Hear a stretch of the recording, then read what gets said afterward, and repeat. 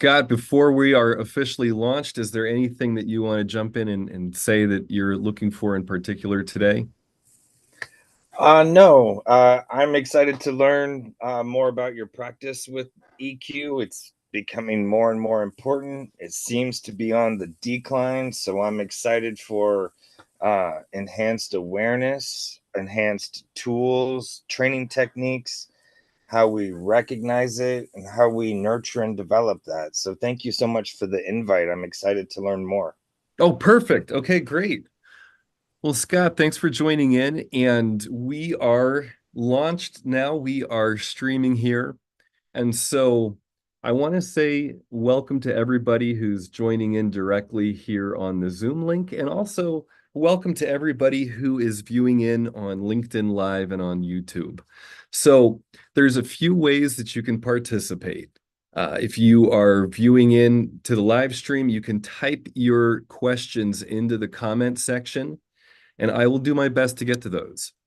And if you are wanting to jump in and work with me directly, you're welcome to join in on the Zoom link. Know that this is being live streamed. So if you want to remain anonymous, go ahead and type your questions into the chat or into the comment section and just let me know. You can ask anything career related in this time today. So I'll be talking about social and emotional intelligence. I'll be talking today specifically about stress and how to use emotional intelligence to um, benefit from stress, how to use your stress instead of something to be avoided, but as something that's a part of life, and really how to have stress help you develop in the ways that you want to develop. So that it's a shift, it's a contextual shift that I'll be getting into today. That's the topic that I'm going to be speaking about, but I want to make sure that everybody understands that you can ask any question career related. If you've got a question about your resume, you got a question about interviewing, got a question about managing, got a question about what your next steps are in your career. You know, what's your next step in terms of doing something really meaningful to you? It's all fair game here. So know that you can jump in directly here on Zoom and come off mute anytime you want and ask me a question. Or if you just want to communicate your questions through the chat or comments, that's fine too. Again, any question career related is on the table. But what I'm going to do is I'm going to go ahead and talk some about today's topic. And um, and again, reminder, jump in anytime you want. Type your questions into the chat. So, stress and EQ. So, one thing that comes up a lot as for me as a coach is that people will often want to get away or have less stress. And on some level, I get that. Um, but as I talk with people, what I find more and more is that in some ways, people like stress. And people like to be knowing that they're doing something, that they're being challenged. And so stress is very often um, what I find helpful in looking at stress is what are the things you like about it and what are the things you don't like about it? Or how would you like to have your relationship with stress be instead of just saying, I want to get rid of stress? Maybe in the future, somewhere in our evolution, humans will walk around on this planet with no stress. But as far back as we can trace in our history and as far forward as I can see, stress is going to be a part of life. And so how can I have my relationship with stress be something that I'm proud of, I'm satisfied with? So that's the contextual shift I want to bring up here. Now, what does the emotional intelligence have to do with this? So in our relationship with our feelings, if we take the word stress And that's kind of a blanket statement about our day. Oh, I have a lot of stress. I'm gonna be better equipped to have the relationship I want with stress if I can break down the components of what I'm calling stress. And what I'm proposing is that what we call stress is a combination of a lot of feelings. And the core feelings that we could boil this down to would be fear, hurt, anger, sadness, and joy. I'll include joy in there, by the way. I come from a conservative background, and too much joy was not seen as a good thing either. So if I'm feeling a lot of joy, I might even register that as stress in the moment. So then we can look at stress and break it down into uh, things that we have more control over and how we relate. So I get an email about a project and I'm like, oh, that stresses me out. Okay, well, let's break it down. What's the concern I have or fear? What's the fear that I have about that email I just got? Valuable data in that.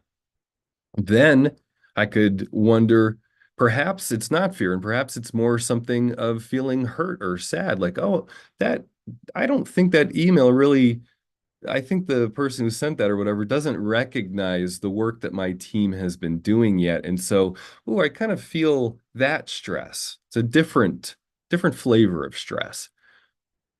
And that's going to give me more data about welcome, about how I can respond to that email. And perhaps now this one might be a little more accessible for many of us. If I get that email and I'm feeling stressed about it, perhaps I'm feeling a little angry, a little irritated by it. Ah, okay, so that's cool. And now what's going on with that irritation? Is it again underneath that? Am I going to be feeling the fear or the hurt? Because a lot of times my first reaction when it's irritation is a cover or a way to negotiate internally and manage my own sense of scarcity and feelings of hurt. So something to be curious about there. Now, the function of anger is good to know, though. The function of anger is to move away from pain and towards pleasure. So if I catch that irritation in there, it's not that it's that's valuable data and I should pay attention to that anger or that irritation because it's giving me an idea about where I want to go. But if I just write it off as stress, oh, this is stressing me out. A lot of times, all that does is have me enter into a victimhood mentality or a rescuer mentality or kind of a persecutor mentality. And the problem with that is that research shows that when I'm in one of those mindsets, that there's only a 6% chance that anything in the organization and in me, in the system of myself, and then in the greater system that I'm working in, there's only a 6% chance that anything's going to change. Whoa. Okay, so this word stress can be a helpful way to track or a way to alert my consciousness around what's really going on inside of me. Because if I'm catching myself saying like, "Oh, I'm so stressed out," okay, well, cool. But now let's break that down into what are the feelings happening that I'm labeling as stress, because those feelings are going to give me profound data into how to effectively be with that stress. And that stress, I can then shift it from being something wrong with the world or wrong with myself to being something that I can engage with in a meaningful way to move me towards who I want to be. to help me develop in ways that are meaningful for me, to have me having more self-confidence or self-respect in the engagements that I'm having.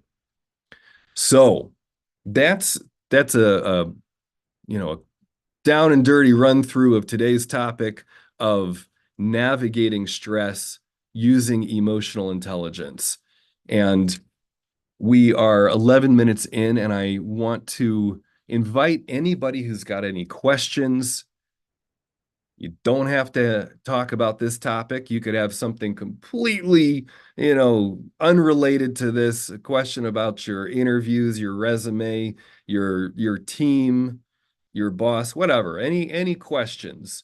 And for anybody who's listened in before, I'll tie it back to social and emotional intelligence anyway. So any question that you have on your heart, feel free to drop that into the chat, come off mute if you want, or type it into the comment section, and I will do my best to answer your questions. So, as I go further into this, I'll keep digging down deeper into where our relationship to stress gets formed. How how the way that what I expect of the world and what I think the world expects of me and my response to stress in my life, how those patterns get laid down. So I'm going to share a little video that illustrates this incredibly well. Where'd that video go? I had you pulled up, or oh yeah, it's hiding behind this PowerPoint that I also have pulled up. So, and notice it always irks me in this video that the very established researcher, professor, refers to negative emotions. And every time I'm like, no, they're not negative. That's not accurate.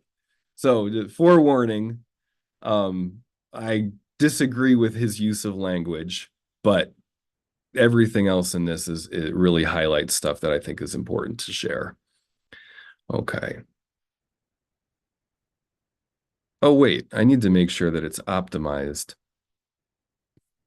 Zoom, why are you not? Oh, you changed this. Okay, sorry, Zoom changed where they placed that. Okay, so what I want you to do while we watch this video is I want you to be aware of what you're feeling. Let yourself feel whatever feelings come up for you while you're watching this. I'm going to stop and walk us through how our relationship to stress gets laid down. Okay. So pretend you're the little baby in this. Pretend you're this little girl. The still face experiment, what the mother did was she sits down and she's playing with her baby who's about a year of age. I'm like a girl.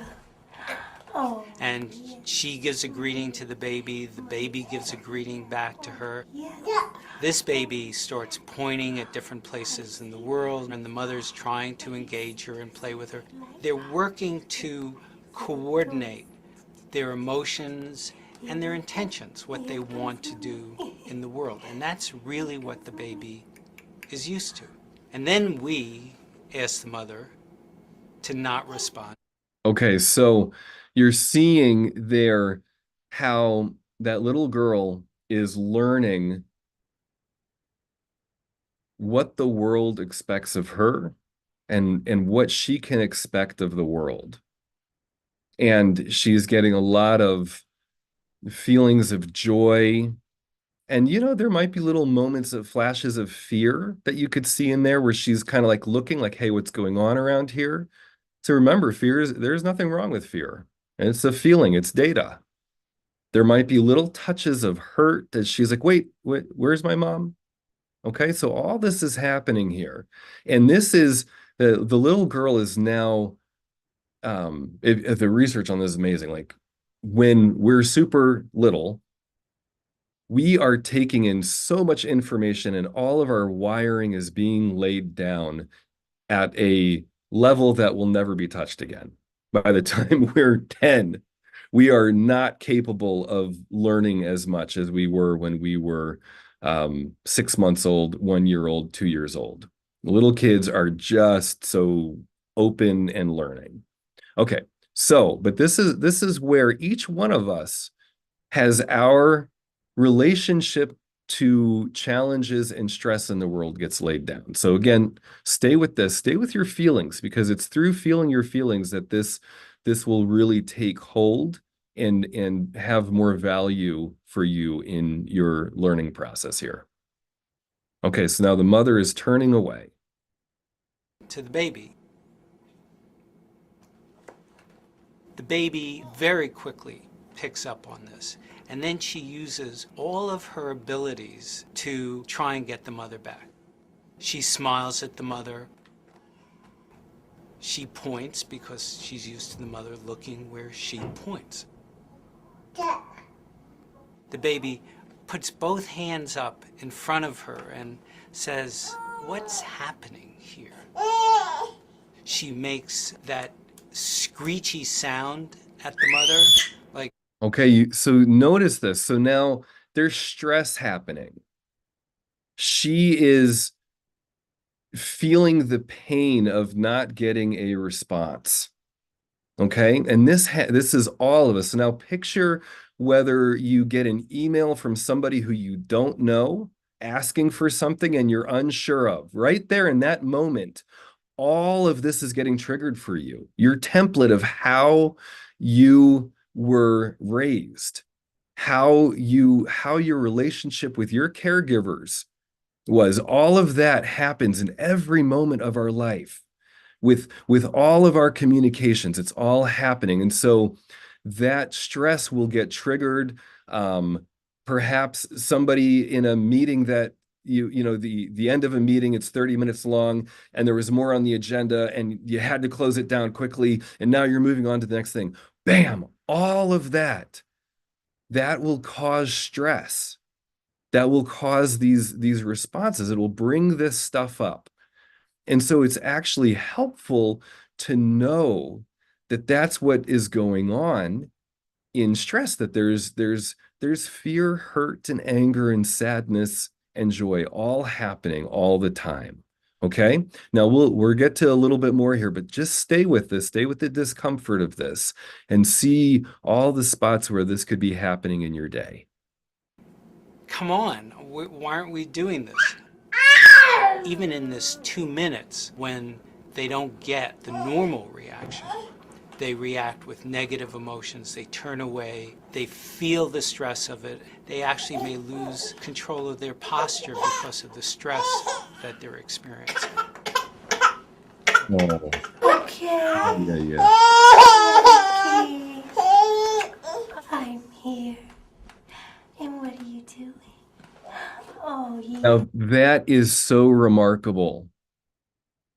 You just see how good that feels, even just watching that, how painful and then how good it feels to just see the mother respond, and how resilient that little girl is in going from that absolute despair and my whole world is falling apart to, oh my goodness, mommy's here, everything's okay, my needs are going to be met. And that gets wired in. And it's so important because the research on this is really incredible, because part of life is that we are going to face extremely painful things. That's gonna happen. And so what happens for little kids, what's really important is the repair, because there's going to be so many breaches in life. And what's so important in this video, and I love how it's demonstrated. So would it be girl? I just want to watch it again because I'm still feeling hurt from the separation. So we're gonna watch this again just to make me feel better. And what are you doing? Oh, yes. So would it be girl? So that right there, that repair of a breach is so powerful. That's like literally how we develop and survive as a species. And we all get this. I mean, anybody viewing in on this right now has gotten this kind of repair many times over because we wouldn't be here if we didn't. But as we're looking at this topic today of stress and how our relationship with stress impacts our life incredibly, as we're considering this, it can be very helpful to understand that there was all kinds of ways when we were growing up that we didn't have as successful as of a repair as would have been beneficial to us. And so now my relationship to stress in this present moment, when I get that email from somebody I don't know asking for something, and I'm like, oh, I know this is important, but I'm already stressed because I don't even know who I'm talking to in this. To know that, oh, okay, there's a way that I'm looking for satisfaction, that this my response to this stress is alerting me to things that I can do that are going to have me be more satisfied, but to be aware that it's also triggering a bunch of things for me, a bunch of what we could call unfinished developmental business. It's triggering a bunch of things for me. And for all of us, this is humanity, what we'll tend to do in a lot of stressful situations, and a lot of our responses to something stressful are going to be things that are not actually helping us move towards satisfaction. This is where we begin to procrastinate on things and make excuses, distract ourselves. The amount of busy work that I can do to distract myself from a more challenging conversation that would really be good for me. I'm good at that. Like we all have our coping strategies.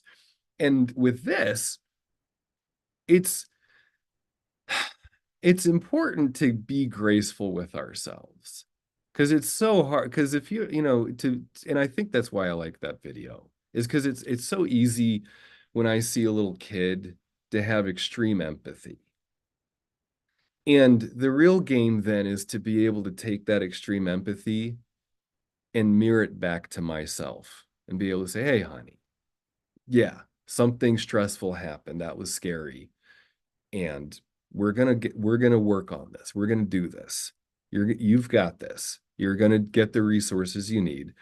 And then the times when I'm like, screw that, no, I'm not going to. I'm going to kind of zone out here because I don't want to deal with this thing, is to have a sense of humor about it and say, okay, all right, George, go do your thing, go distract yourself some. And if I can have a sense of humor about it and recognize that that's what I'm doing, that even is more soothing and a more, even though it's a little uncomfortable, a better way to deal with stress.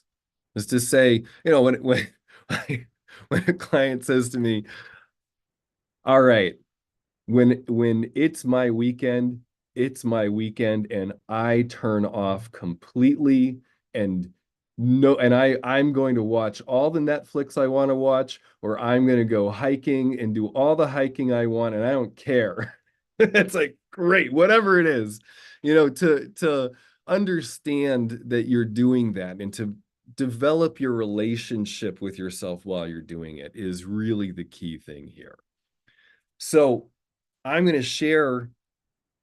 It's helpful to be conscious of what Dr. Judith Wright coined as soft addictions. So if you're interested in this topic, I know, the book is called The Soft Addiction Solution. You can find it. It's incredibly beautiful, and I actually don't like the name of it. I know it's catchy, and so it's probably why it's named that, but I think it could also be called like How to Really Love Yourself or something like that, because it goes in and looks at blocks to how we are soothing ourselves and helps you come up with strategies for really tending to yourself more sweetly. So just wanted to say that before I share some of the stuff um, from her research on this. So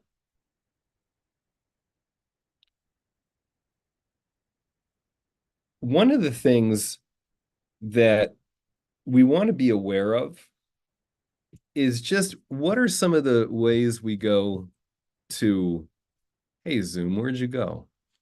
I lost all of you. There we go. Okay, I found you. I felt like that little girl there for a second as I couldn't see my Zoom screen anymore. Right. So one of the things to be aware of is how do we attempt to soothe ourselves? How do we attempt to soothe ourselves? And just give me a quick nod. Can everybody still hear me? Because I just got a weird message. Can you still hear me? Oh, I don't know if you can still hear me. Okay. Oh, got it. Got it. Good, good, good. Thank you. So, okay. Yes, and I saw some comment there about checking out. And okay, but now just be aware of this. There's no like this is not a crime. These are not crimes, but they might be ways that we go to soothe ourselves that aren't actually soothing. So news, I've become more and more of a news junkie. Oh my goodness.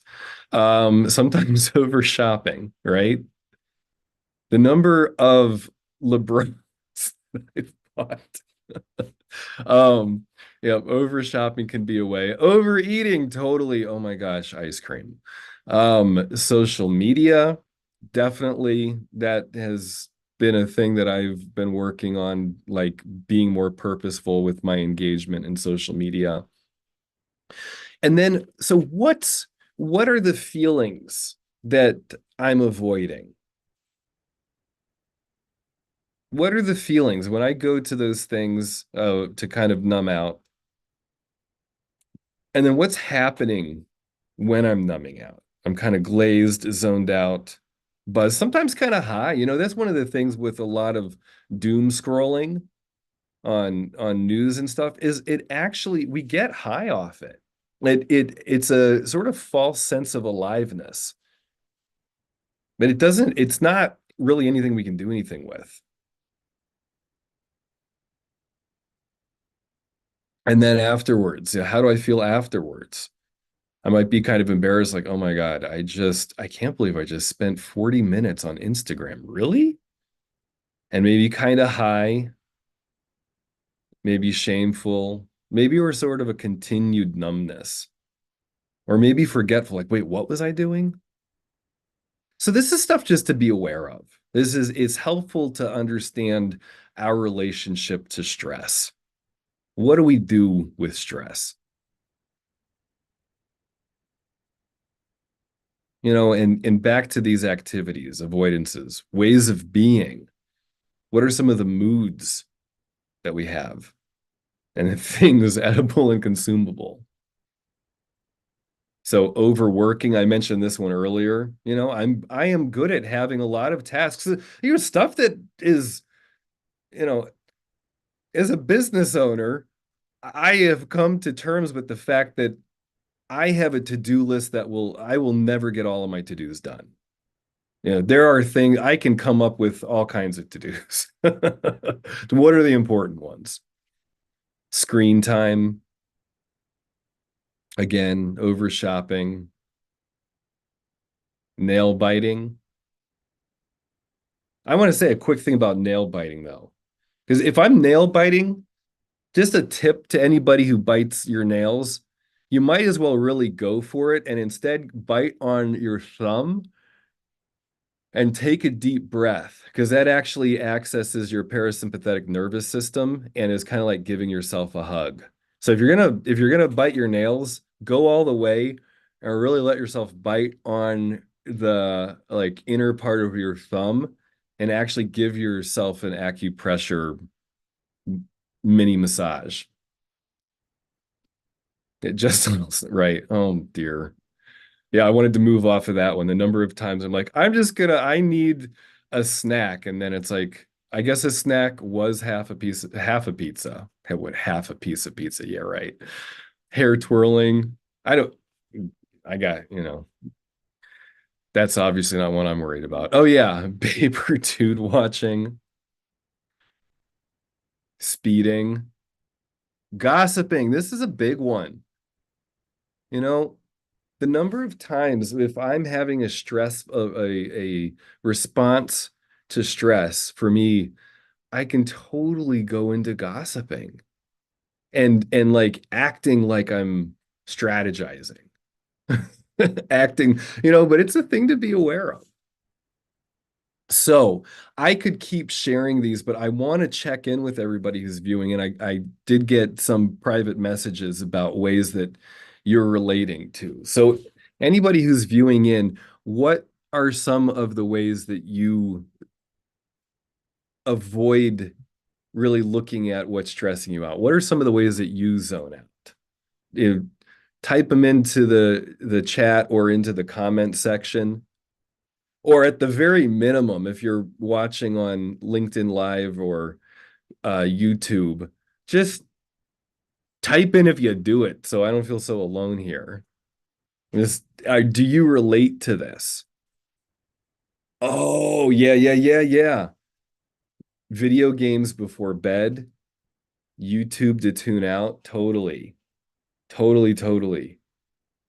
That YouTube is like my new soft addiction for sure. And it's a tricky one because there's actually a lot of good stuff there too. So it's like, when is it education and when is it um, me zoning out? Right? So much to learn there. Okay. Cool, cool. So these are some of the ways that oh yeah. Oh, good one. Watching the mess that reality TV is so that I feel better about my life. I might have to give that a try. Um, so so totally. So it's great to be aware of these and have a sense of humor and just to notice it. Notice about how am I responding to stress?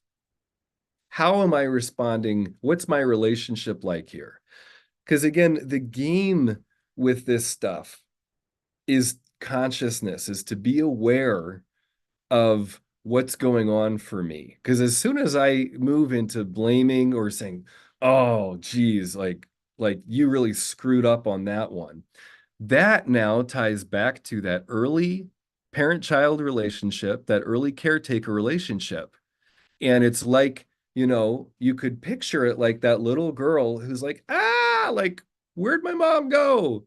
And okay, I need to soothe myself. I need to do something. I got to come up with some strategy because this is too painful. And it actually is too painful when we're little kids. Our nervous system can't handle it. And so we come up with brilliant ways of coping, each one of us. And so that's why I think it's so important to be aware of how this gets laid down because we need to be compassionate towards ourselves. For me to say, "Oh, George, look at how you developed that strategy to get through something stressful. That was good then. Way to do that. Yeah, your parents were not always there. Lord knows it." And so it's kind of brilliant that you did that way. And I'll even let you do it right now, but we're gonna start shifting that a little bit. So to be able to speak to yourself that way instead of like, dude, you just wasted all your time on that. Da, da, da, da, da, da, da. That's the old programming. And that will maintain your current mode of being, that will maintain the current operating system. You will not update your software with speaking meanly to yourself. So that's a really key thing about how to deal with stress, is noticing the stress and also knowing that indicting yourself about how you respond to that stress is going to ensure that you continue to feel stressed. Oh, but once we're able to be more aware of that, we can start to play with it. We can start to do new things. We can start to speak to ourselves differently. Just like that with the nail biting. I love that because I don't bite my nails, but if I were a nail biter, then it's like, oh, wait, oh, why not go for it all the way? Bite, take that deep, intentionally soothe myself with a deep breath and say, okay, George, you got this.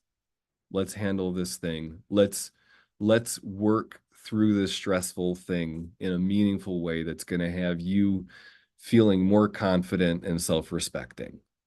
How's that? All right, let's do it. See, right there, bam.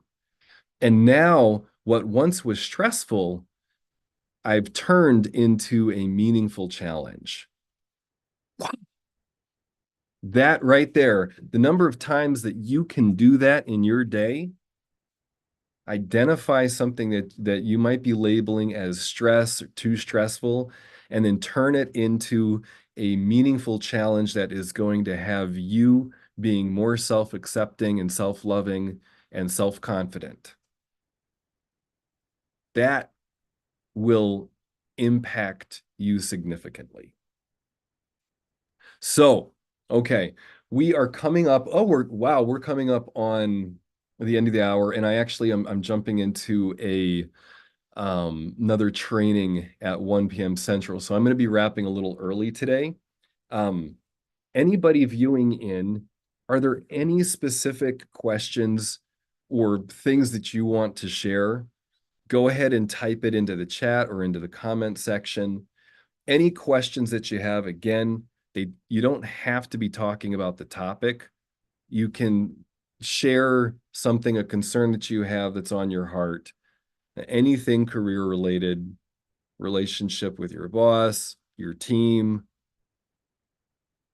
the interview process, anything on your heart. Feel free to drop it into the comment section or into the chat. Okay. Well, I think I'm gonna do a quick check on my notes here and see if I got in everything I wanted to share about building a meaningful relation. Oh, okay. Got a question. Does changing my response to stress change my chemistry or the way my brain responds in the future to stress? Whoa. That's a really good question. So the the there's like I probably with most things there's kind of a good and a bad news. So I'll start with the bad news. Does changing my response to stress change the chemistry or the way that my brain responds in the future to stress? The bad news is that it barely does. The good news is that it does. The good news is that if I respond to stress in a new way, I now know that I'm capable of doing that. And I can build on that. The bad news is it's not easy. It might be simple, but it's one of those things in life that's simple but not easy and not easy to maintain. So it's a great question. I'm so glad you asked that because as just by you listening into this and being aware of this, and then being aware of this question that was asked, you're going to be more likely to leverage the times that you have changed your response to stress. And the truth is that overall, we've all done this many times. We have responded in a new way to a stressful situation. We have to stay alive. But I don't want to just say a solid yes, you do it once and you're good to go, because you can leverage it more. And it's helpful to know that it's a challenge. When for kids, it's a lot easier. For kids, because their system is so open, um, they can they can repair trauma in a way that it's a lot more challenging for adults. And so with adults, we kind of have to be more strategic about it, and we have to be more conscious. And in some way, as adults, we're always going to be referring back to early traumas. Oh, I'm glad to think that's another aspect of this question is, yes, changing my response to stress does change the chemistry in my brain. But according to Jack Mesereau, and I believe it because my personal experience is that changing my response to stress will most likely also mean that I'm going to experience pain in that moment, because it's going to bring up that early childhood trauma response. So, yes, changing my response to stress is doable. And that's another thing to be aware of, is that, like, yes, and I'm likely to have that pain triggered, and it's helpful for me to be conscious of that so that I can speak sweetly to myself and say, yep, yep, totally, that's painful, and you got this. So there, good and bad news, but yes, it does. When I respond to a stressful situation in a new way, I am showing myself that I'm capable of new behaviors. I am showing myself that I am not just a static paper person, that I'm actually a multi-dimensional developing entity. And from that standpoint, then I can really start to leverage myself in my learning and growing more. So fantastic question. Thank you for asking that. Some components that help with this are things like this: is consciously educating yourself. Also, one-to-one coaching and therapy. Therapy is great. One-to-one coaching and therapy, fantastic stuff for this. And then also group coaching. I'll throw this in there. I haven't been sharing this as much, but I just finished up my first quarter-long program. And I didn't share it so much for whatever reasons, probably my own limiting beliefs and blah, blah, blah. But it was awesome. It was a huge success. So I'm going to share it more. And one of the cool things about group coaching is that the people in that are able to see themselves in others. It's hard to see ourselves because it is painful. Just like we're watching that little girl from earlier, it's easier to have empathy. We're so screwed up, people. Like each one of us is our biggest self-critic. Okay. So it's really helpful to see another person working through a challenge that I relate to, because it's actually easier for me to have empathy for them, and then to be able to say, oh my gosh, that's me. And what a reminder to me to do that for myself. So group coaching is actually phenomenal, because um you're getting many different reflections back to yourself ab about how you are working through stress. So I want to go ahead and share the link to that. It's on my website. There's two: EQ, the Foundations of EQ, Foundations of Emotional Intelligence. That course is the introductory one. And not everybody's going to be a fit for it. So I would definitely talk with you beforehand. If you've coached with me before, it's probably a fit for you. And then the next level up is EQ Accelerator.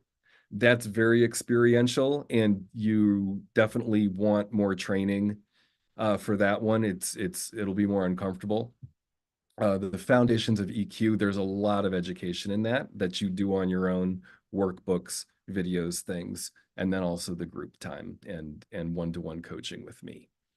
So those are a few things that help with this journey of embracing emotional intelligence, embracing your emotions, so that you are shifting your response to stress from something's wrong with the world or something's wrong with me to, oh, this is an opportunity for learning and growing. This is an opportunity for me to challenge myself in becoming the person I want to be.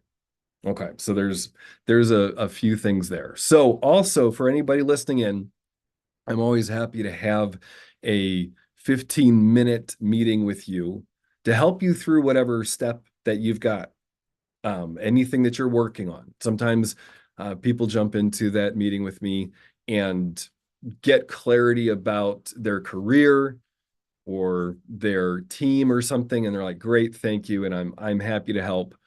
And sometimes we are able to tee up, okay, this is a bigger project and we're going to set up a coaching relationship here. So feel free to book a time with me and then also check out the courses that I'm even more excited about now that I've beta tested them a little bit.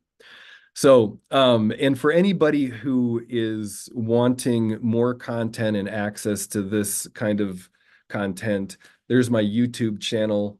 I just did a beta test for a video on personality styles, and I will be sharing more of that and sharing more content there as well. So you can take a look at that. Well, I'm going to wrap up here in a couple minutes. Is there anything else before we sign off today? Any other questions or insights that anybody wants to share? Feel free to type it into the comment section, or drop it into the chat. Anything else that you're wanting help with before we sign off today?